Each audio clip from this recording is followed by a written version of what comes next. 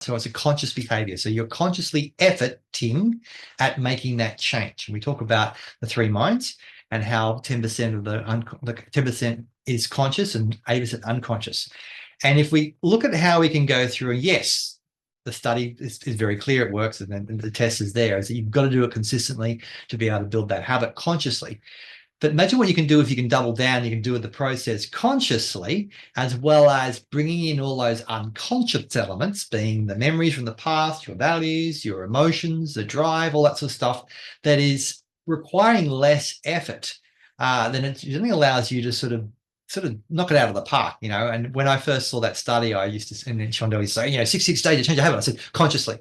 Being a hardcore hypnotherapist, you can change behaviors quite quickly at an unconscious level, assuming the willpower is there. I think this is the really important point here with the atomic habits, is that the willpower to do the activity has to be there before the person can do it. It's like someone, we talked about the smokers before, people go, I want to stop smoking.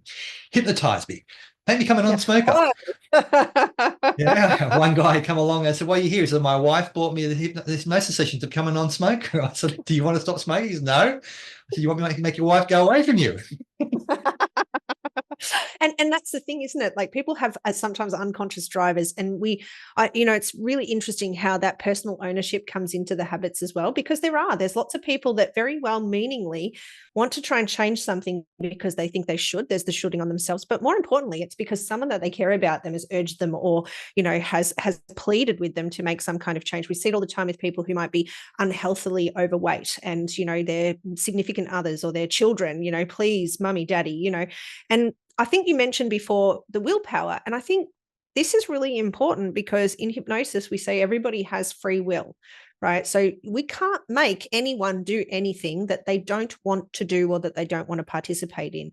And so that desire has to come from within first. Now, maybe truthfully, that person may not have a strategy yet to be able to actualize a change, but they absolutely have to have a desire. And so I know that you've done, I probably can't even count how many hypnotherapy sessions and how many stage shows in hypnosis and different things that are both therapeutic and also, educational / entertaining around the concept of hypnosis. However, I think it's really important. Do you want to talk a little bit about that today, Brad, for people who perhaps don't really understand the value of how the subconscious mind plays a role in changing habits and behaviors?